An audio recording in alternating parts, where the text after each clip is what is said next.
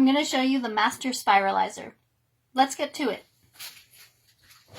So you have your base, and this will go with your other attachments as well. There's a grater and a juicer, there's all kinds of things, and they're up to making more. I do keep my Spiralizer in a modular mate. This one here is a modular mate number 3, rectangle. It's good to keep your equipment the same way that you keep your other items, because it just keeps your cupboards cleaner. So I do recommend grabbing a modular mate for your Spiralizer. I should tell you that I don't keep my master base in there because it's for all of the items, and I don't want to have to be digging through to find out which box I have my Spiralizer in. Okay, so we have the Spiralizer here. For safety reasons, when you put it away, you can actually like click your blades all together, and when they're together like that, then you know blades aren't running around in a drawer or something. So there's 3 different cutting blades. One is a super skinny spaghetti style, and then a wider linguine style, and then there is the ribbon style. Spiralizer is super easy to put together, super easy to clean.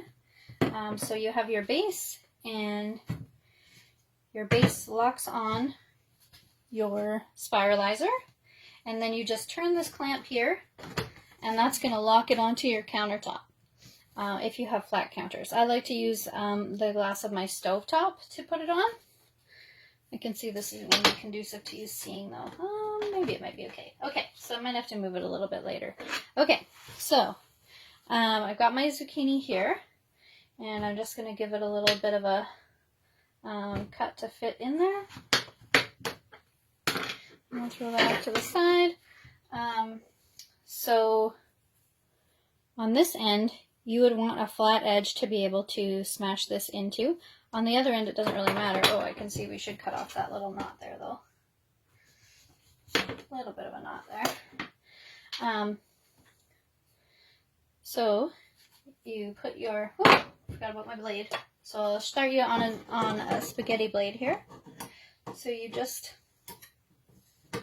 there's little teeth in there, and you just clamp it in. And then you take the plunger. You can push your fruit or veggie in there, and then take your plunger and just make sure it's good and hard against that flat edge, and the handle just screws on. We'll dial at the back. I'm going to put this into a fridge note so you can see. So you can just put any bowl underneath there. Then up here, right now it's set to unlock so that we could press that plunger in. You just dial it over to lock, and then you can turn the handle. My hand is outside of this frame, I can see, but I'm barely touching this handle. Like, it's not taking any force at all. I'm going really slow just to go slow, but you can definitely zip through. So to stop cutting, or if you wanted like cuts in your veggies, you can just zip backwards for a second and then go forward again, and that will give them a cut, right? I do want to show you the other size of blades though as well. So I'm just going to back this up. So I'm going to unlock, I'm going to back it up. Oop, that came out of there, so I'll put it back in after. All right. And we'll do this one. Okay, so same thing. On the back of the pin, or the blade, you can see there's a pin, and that's what we're pressing this onto. And go in there, go to spiralize. And you can see that this is a thinner cut. Okay, and then we're going to go unlock again. And I'm going to show you everybody's favorite. This one. Oops. Okay. This one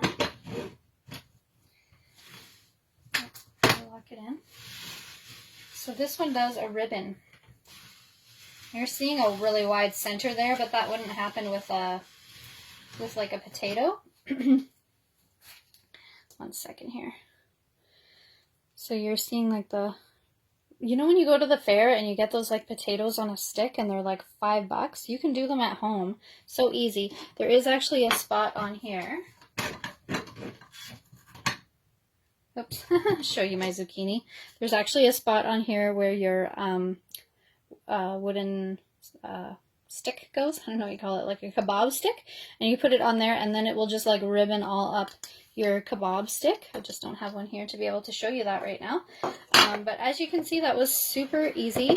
So you're getting exact cuts. So I want to give you a couple of ideas on this. If you're making an apple pie, you could put your apples through there. And what happens on the in the spiralizer is that it will actually catch all your seeds. Do you see all the zucchini seeds there? So it'll actually catch all of your seeds, so you don't even have to worry about that going into your pie. And then you'll have perfectly pie slices, and you can just give them a cut to fit properly in there. I also know people that are starting to just straight spiralize their pies, and apparently people love them. So that's another way as well. But for me, there is only 2 seasons. There is the season where you pay for zucchini, and there are the seasons where people just give you zucchini. So there's free zucchini season and expensive zucchini season. And those are the only seasons for me. So if you love your zoodles, if you just want the kids to eat more veggies, kids love to eat an apple that's spiralized. They love to eat a carrot that is spiralized. Oh, I wish I had a carrot to show you. You can actually do that ribbon thing with a carrot. So yeah, you can definitely incorporate and do a lot of different things with your spiralizer. Now, if you've had a spiralizer before, you've probably hated yourself for a couple of reasons. One is that like other spiralizers, juice will go everywhere, and there's just like a hot mess everywhere. There is no mess here. You can see that all of my pile went straight into the bucket after. The spiralizer is like fully enclosed, so that's not going to happen. Like, you're not going to get all the juice from your apples and stuff coming out. So that is not a worry. Another worry is that you can't have like odd sized vegetables in a regular spiralizer, but this thing will zip through any weird shaped whatever. It doesn't matter. It's just going to go through. It's the way that it's built. Gravity fed ones, for instance, can't do that. So that's another great thing about this one. This one does come all apart to go into the dishwasher. I'm not going to pull it completely apart here. Of course, you wouldn't wash your master base in the dishwasher. And there is a part here that has some metal in it. But all of these different parts come off easily. And they can go into the dishwasher. Like even this plunger part comes apart. You would hand wash. Sorry, I'm just trying to show you. You would hand wash your metal piece, but this piece could go into the dishwasher. Frankly, this piece barely gets dirty. So it's super quick and easy to use. It's easy enough for the kids to turn the handle as well. There are other attachments that you can get for it. This system is completely amazing. They have thought of everything. I would love to know what questions you have. Let me know.